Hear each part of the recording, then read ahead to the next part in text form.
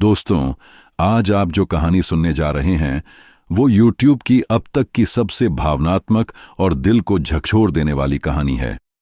एक ऐसी कहानी जिसे सुनकर आपकी आंखें भी भर आएंगी, क्योंकि ये सिर्फ एक बच्चे की कहानी नहीं, ये हर उस मां की पुकार है जो अपने बच्चे के लिए भगवान से भी लड़ जाती है। दोस्तों, पेश है मां, एक पुकार, वो कहानी जिसे सुनकर शायद आप भी अपनी मां को गले लगा लेंगे। एक छोटा सा बच्चा मंदिर के बाहर पत्थर की सीढ़ी पर बैठा था। ठंडी रात थी। उसके पास न रजाई थी न चादर, बस एक पुरानी कमीज जो आधी फटी थी और एक सपना जो अब भी टूटा नहीं था। उसका रोम रोम ठंड से कांप रहा था, पर दिल में बस एक ही पुकार थी, मां। हर सांस में, हर आह में बस वही नाम था, मां। कभी वो मंदिर के दरवाजे की ओर देखता, कभी आसमान की ओर, जैसे वहां से कोई उतर आएगा और उसकी सूखी आंखों को चूम लेगा। लोग आते जाते, कुछ उसके सिर पर हाथ रख देते, कुछ सिक्का डालकर आगे बढ़ जाते, पर किसी ने ये नहीं पूछा कि उसे ठंड लगी है या भूख। रात गहराती गई। उसने अपने दोनों पैर सीने में समेट लिए और धीरे से कहा, मां, आज भी नहीं आई तुम। वो जानता था कि मां अब शायद नहीं आएगी, लेकिन दिल, वो तो बच्चा था ना, हर रोज उम्मीद पाल लेता था कि शायद आज कोई उसका नाम पुकारेगा। हवा चली, पत्ते खड़खड़ाए और उस बच्चे की आंखें नम हो गईं। वो पत्तों को देख मुस्कुराया, शायद मां ने ही भेजा है। उसने एक पत्ता उठाया, उसे सीने से लगा लिया, जैसे वो मां का हाथ हो। उस पत्ते की ठंडक में उसे गर्मी महसूस हुई, उसकी खुशबू में एक अपनापन था। वो आंखें मूंद कर बोला, मां, आज तुम मेरे पास हो। धीमा बैकग्राउंड म्यूजिक, सन्नाटा, सांसों की आवाज। वो मुस्कुराया और आसमान की तरफ देखता रहा, जहां एक तारा टिमटिमा रहा था।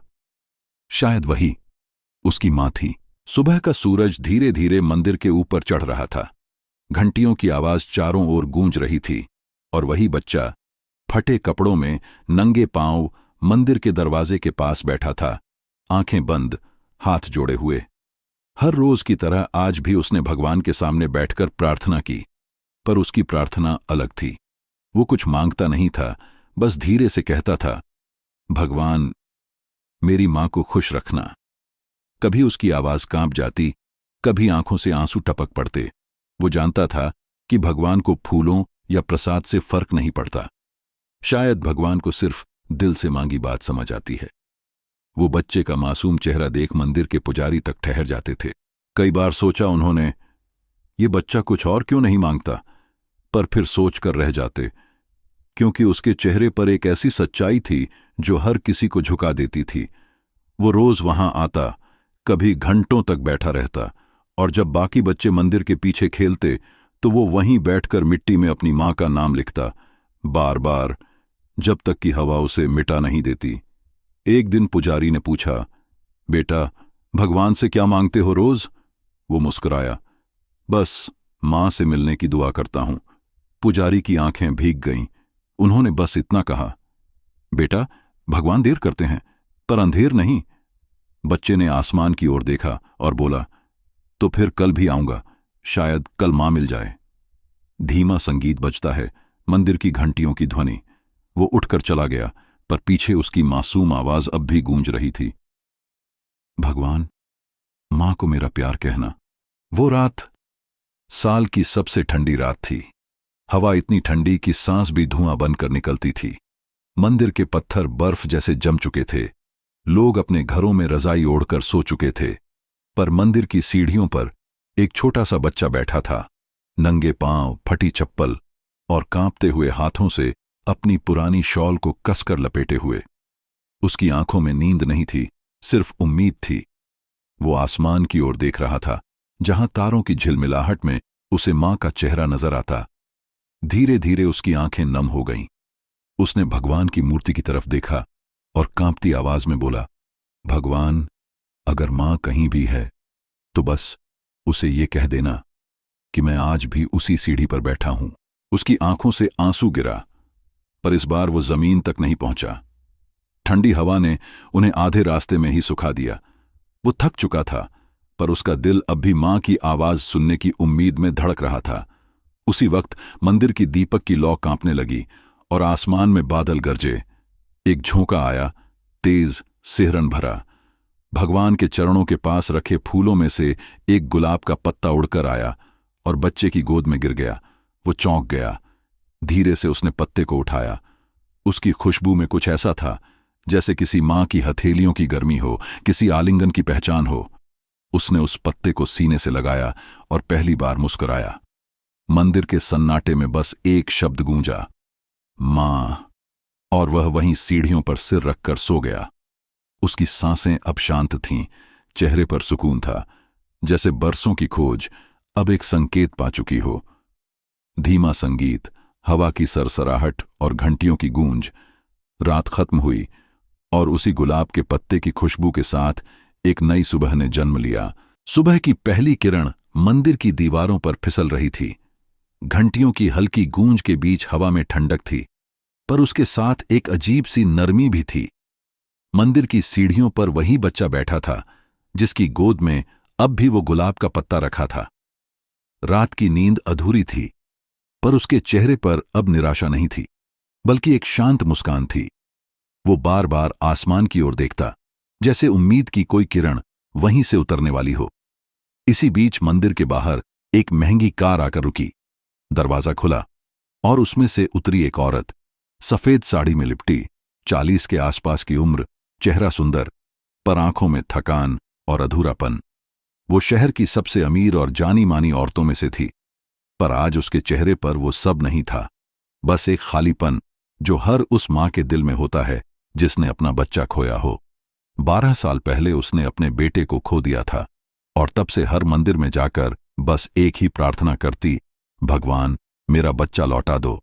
उस दिन भी उसने वही किया। मंदिर में गई, दीपक जलाया, माथा टेका, और जब उठी तो उसकी नजर उस बच्चे पर पड़ी जो दरवाजे के पास बैठा था। फटे कपड़े, ठंड से कांपता शरीर, पर चेहरे पर एक अजीब सी मासूमियत जिसे देखकर उसका दिल जैसे थम गया। वो कुछ पल वहीं खड़ी रही। उसकी आंखें भर आईं। दिल की गहराइयों से जैसे किसी ने फुसफुसाया, यही है। पर उसने तुरंत खुद को संभाला, आंसू पोंछे और बाहर निकल आई। गाड़ी में बैठी, पर उसका दिल मंदिर में ही रह गया। रास्ते भर उसे वही चेहरा दिखता रहा, वो मासूम आंखें, वो सूखा चेहरा, जैसे उसके खोए बेटे की झलक हो। वो घर पहुंची, पर चैन नहीं मिला। रात भर करवटें बदलती रहीं। हर बार आंखें बंद करती तो वही बच्चा सामने आ जाता, और जब नींद नहीं आई तो उसने खुद से कहा, कल फिर जाऊंगी, शायद भगवान आज जवाब दें। अगले दिन सुबह वही ठंडी हवा, वही मंदिर, वही सीढ़ियां, पर आज एक बदलाव था। किसी के दिल में उम्मीद थी। वो औरत फिर उसी मंदिर की ओर चली आई। रात भर नींद नहीं आई थी उसे। हर बार आंखें बंद करती तो वही चेहरा उभर आता, वो बच्चा जिसकी आंखों में उसे अपना अतीत दिखाई देता था। वो बिना किसी तय कारण के चली आई, जैसे कोई अदृश्य शक्ति उसके कदमों को उसी मंदिर तक खींच लाई हो। जब वह पहुंची तो देखा वही बच्चा मंदिर की सीढ़ियां झाड़ रहा था। उसके हाथ छोटे थे, मगर मेहनत बड़ी थी। हर झाड़ू की लकीर में उसकी मजबूरी झलकती थी और हर सांस में एक उम्मीद, शायद आज मां मिल जाए। वो औरत दूर खड़ी थी, भीड़ में छिपी हुई, पर उसकी नजरें उसी बच्चे पर थीं।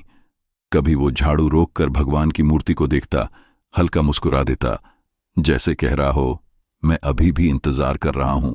उस औरत के कदम वहीं जम गए। उसके दिल की धड़कनें तेज हो गईं। उसकी आंखों से आंसू चुपचाप बह निकले।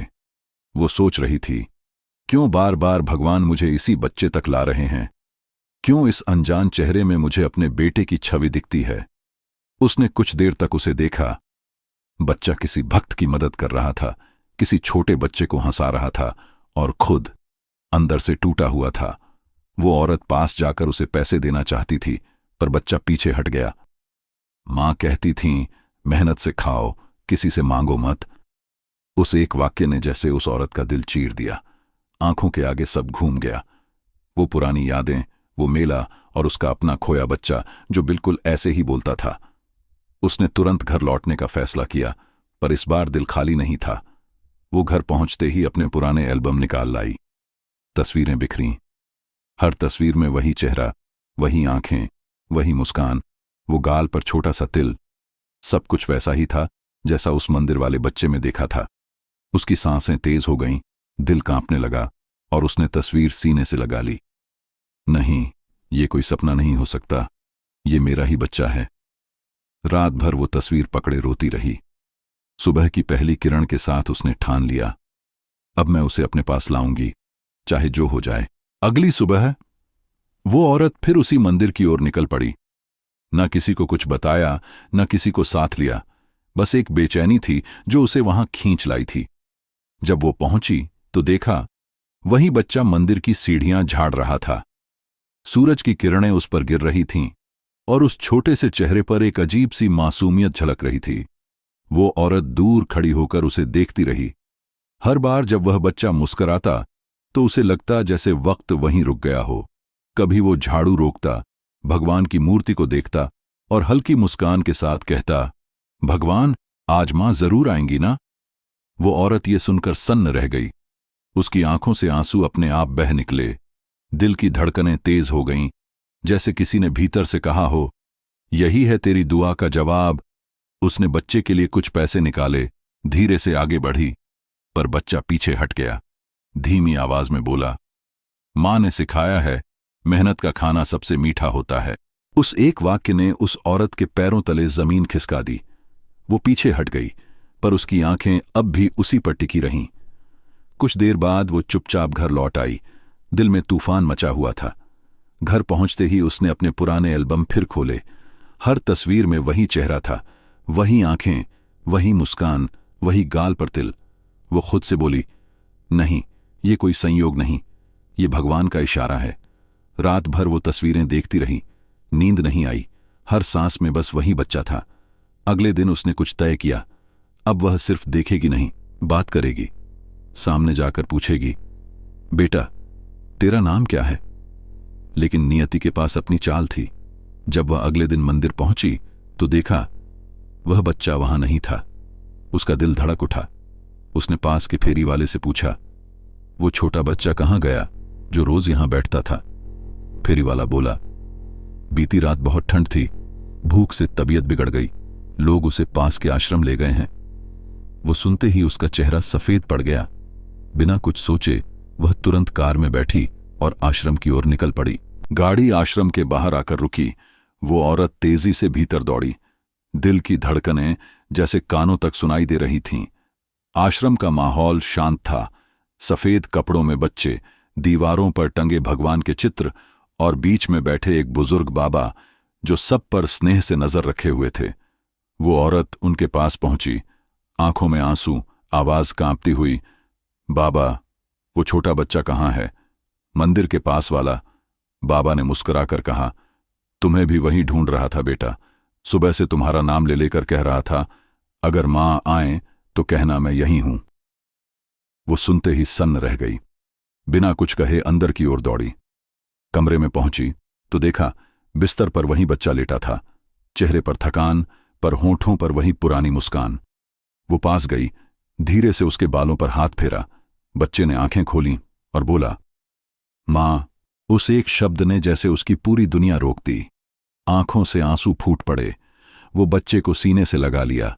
बोल नहीं पाई, बस रोती रही, हिचकियां लेती रही और वो बच्चा उसके सीने में मुंह छिपाकर बोला, मुझे पता था मां, आप जरूर आएंगी। बाबा दरवाजे पर खड़े मुस्कुराते रहे। धीरे से बोले, कभी कभी भगवान खुद कहानी नहीं लिखते, बस मां के आंसू से लिखवाते हैं। दोनों एक दूसरे के गले लगकर रोते रहे, जैसे सालों का बिछड़ाव एक पल में मिट गया हो। कुछ देर बाद बच्चा धीरे से बोला, मां, अब मैं कहीं नहीं जाऊंगा, है ना? वो औरत मुस्कुराई, माथे पर किस करते हुए बोली, अब ना मैं तुझसे दूर जाऊंगी, ना तुझे कभी अकेला छोड़ूंगी। मौसम की वो हल्की ठंड अब एक नई गर्माहट में बदल चुकी थी। आसमान में बादल छंट चुके थे और मंदिर की घंटियां फिर से बज उठीं, जैसे खुद भगवान ने कहा हो, मां को उसका बच्चा मिल गया। अगली सुबह सूरज की किरणें पर्दों से झांक रही थीं। आश्रम का माहौल जैसे आज थोड़ा और उजला लग रहा था, क्योंकि वहां एक मां को उसका बच्चा मिल गया था। वो औरत हाथ में बच्चे का हाथ थामे खड़ी थी। बाबा ने मुस्कुराकर कहा, बेटा, अब ये तेरा घर है, लेकिन याद रखना, जिसे भगवान जोड़ते हैं उसे कोई तोड़ नहीं सकता। उसने बाबा के चरण छुए, आंखों से आभार के आंसू बह निकले। फिर बच्चे का हाथ कसकर पकड़ा और बोली, चलो बेटे, अब घर चलें। गाड़ी में बैठते वक्त बच्चा खिड़की से बाहर देख रहा था। हर पेड़, हर रास्ता, हर मोड़ उसके लिए नया था। पर मां के कंधे पर सिर रखकर उसने कहा, मां, ये रास्ता बहुत अच्छा है, क्योंकि इसमें आप हैं। वो मुस्कुराई, पर उसकी आंखों में फिर आंसू थे, इस बार खुशी के आंसू। घर पहुंचते ही नौकरों और रिश्तेदारों ने चौंक कर देखा। सबके मन में सवाल थे, ये कौन है, कहां से लाया, क्या सच में इसका बेटा है? पर उसने किसी की परवाह नहीं की। सीधे मंदिर में गई, भगवान के सामने बच्चे का हाथ रखकर बोली, धन्यवाद प्रभु, आपने मेरी पुकार सुन ली। बच्चे ने आरती की थाली उठाई, धीरे धीरे भगवान की मूर्ति के आगे दीपक घुमाया और कहा, अब भगवान के साथ मेरी मां भी मिल गई है। वो औरत मुस्कुराई, उसने बच्चे को अपनी बाहों में भर लिया। कुछ पल के लिए सब कुछ थम गया, जैसे दुनिया ने उन दोनों को आशीर्वाद दे दिया हो। शाम तक घर फिर से जीवंत हो उठा। जहां पहले खामोशी थी, वहां अब हंसी गूंजने लगी थी। रसोई से खाने की खुशबू और कमरे में बच्चे की खिलखिलाहट, सब कुछ जैसे नया जन्म पा चुका था। रात को सोने से पहले बच्चे ने मां से पूछा, मां, अगर मैं फिर खो गया तो?